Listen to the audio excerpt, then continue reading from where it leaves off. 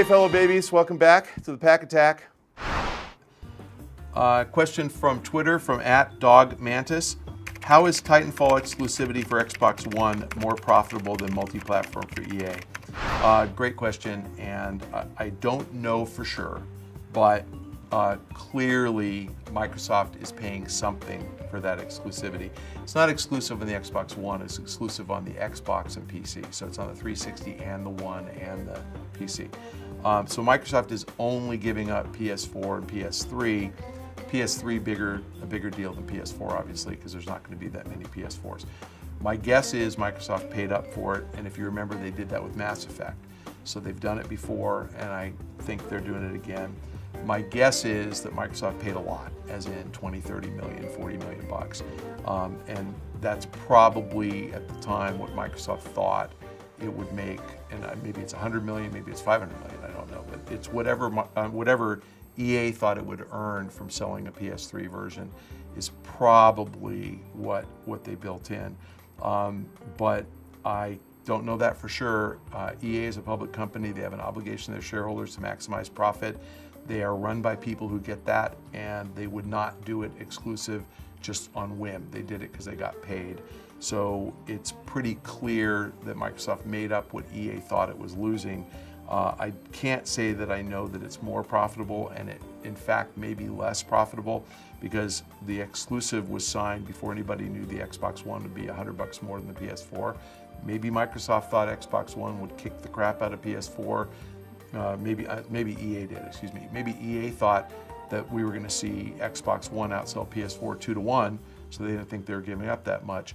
Now that people think PS4 is going to outsell Xbox One based on price, probably you're right. Probably EA gave up more profit than they're getting back on the exclusive. Okay, we have a question from the forum from Prazy. Do you think Valve's huge success with Steam and its evolution was planned from the beginning, or was it some kind of coincidence? All successes are planned. There's a very famous guy who none of you have ever heard of. I shouldn't say that. I'm sure there's some listeners or viewers here, excuse me, who are over 40, but there's a guy named Branch Rickey. Look him up. And he was a white man who was president of the Los Angeles Dodgers in 1946. And he brought Jackie Robinson, who was a black man, up from the minor leagues to be the first, I think first, maybe there's a guy named Cleveland, I forgot his first name. But anyway, I'm sorry, Cleveland had, they had another player, but I forgot his name, Luke Easter maybe. Anyway, he was either the first or second. I think he was the first black player in the major leagues. And he won the MVP. He was a stud. I mean, he was like the best baseball player maybe ever, but certainly the best baseball player up to that point. And so they had a press conference when Jackie Robinson won the MVP, and the guy was a stud. He was fast, and he hit home runs, and high average, and great fielder. And some reporters said to Branch Rickey, that was a big, bold move, bringing the first black player to play in the major leagues up. You got really lucky that he was good. And Branch Rickey said, luck is the residue of design. So those are all tough words, I know. So those of you who need a dictionary, residue is what's left over. The point is that Steam's success is the residue of design. They built it planning for it to be great, and they executed, and it's great. So it's a coincidence that everything they planned happened, and it's a testament to how good Valve is, that when they set out to do something, they do it right. So I can't think of a failure from Valve. Maybe there is one, but I sure don't remember one. There are games they've made that I didn't care for. I'm definitely not a Team Fortress player, but fans love it. So everything these guys do, I mean, they're great. I would say that people who have success more than once, there's no coincidence at all. People who have success more than once, that happens because they're really good. And so Valve, really good. And it was Gabe Newell's birthday like 2 days ago. 52. I would have guessed he was older. Okay, let's do the, I like this question. Okay, so from the forums, we have a question from ABO Hiccups. Hey, Mr. Pachter, why do you only read 2 or 3 questions for the show? Do you always answer all questions anyone posts a question on Game Trailers Forum and Twitter, or you just don't care?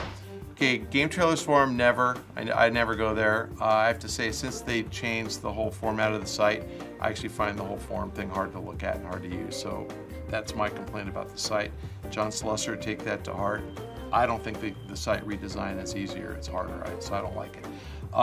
And Twitter, I don't answer all questions because some of them are just so lame that I just can't bother, but I don't go on Twitter and stare at who's posted stuff to me all the time. I go on Twitter and follow the people I care about. But I do go on about once a week, so if I get late by a week, I'll miss something. I answer probably 10 a week. As far as 2 or 3 questions on the show, there's 3, 8, I wish I could do this, 13, 18, 20, I'm doing 20 something questions this week. I do them in one sitting. That's why I've been wearing the same shirt for the last like 9 years. I do 20 to 30 questions in a sitting, and then the Game Trailers guys figure out how much money they can make from putting the show on, because that's their job. It's a business. And so they have concluded that if we do 2 or 3 questions, we have about a 10-minute segment. They have concluded that their audience has about a 10-minute attention span. And after 10 minutes, they figure you're going to turn it off anyway and go back to YouTube or go back to playing a game. So they are a lot smarter about how to attract an audience to a video site than I am and than you are. And they have concluded that the right length is 10 minutes. We did a bonus round earlier this week, which I'm sure has shown by the time you see this, but it was the Sunday before the PlayStation 4 launch. And you should have seen the producer, because we went for 27 minutes. And the producer, I watched him doing this, and we hadn't finished answering the first question yet. So the funny thing about this 27-minute segment is, you guys all know Jeff Keighley, right? The big complaint about Jeff Keighley is he talks over the guests and he never lets us talk. Jeff Keighley's a stud. He is a professional. What Jeff Keighley does is he keeps the conversation moving. Jeff Keighley did not get a word in edgewise until about 15 minutes into the first question. It was unbelievable. And when he did ask his second question, I'm like, you're still here? Like, wow.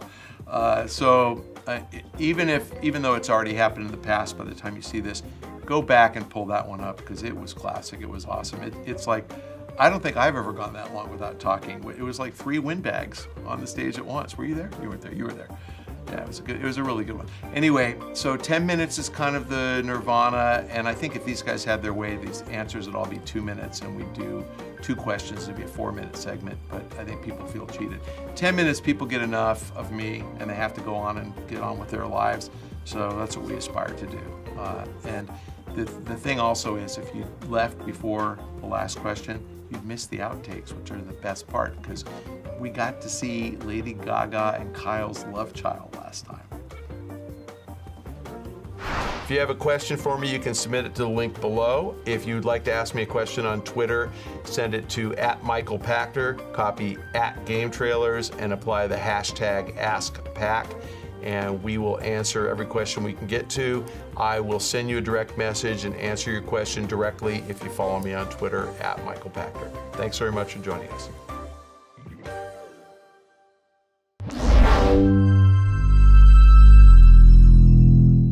Who was that guy, by the way, the love child? It's Ryan Stevens. I don't know, was he a guy in the crew? Editorial director, yeah. It's pretty funny. I mean, I knew that it wasn't doctored up, but it's funny. You as Lady Gaga was hilarious. Finger's the best. He is good. Okay. So we don't have him this month. He's taking a creative sabbatical for 1 month. Just to go goof around? Kind of. He's got his own web series he works on and stuff like that. Okay. Well, we'll do without him. I'm I have to commission him to actually paint that picture of me on a canvas. Which one? The angel one? No, the good one, the one that was the Scream, the one with the river running in the background. Oh, okay. Yep. That was really good, and I want it. And I will pay him, and I'll pay him whatever he wants. I really thought it was good. I want that You want his painting. email? I have it. Okay. All right, Villa Babies, if you'd like to check out more episodes, you can do so on YouTube, or we'll save you some time. You can stay on the site, and you can check them out right there. Awesome. Awesome. Cool. Awesome. Awesome. Few outtakes. The word of a generation. It is kind of an odd Does it word, make a isn't it? sound? Yeah, it's so stupid. I feel like an idiot every time I use that word. Dr. Awesome.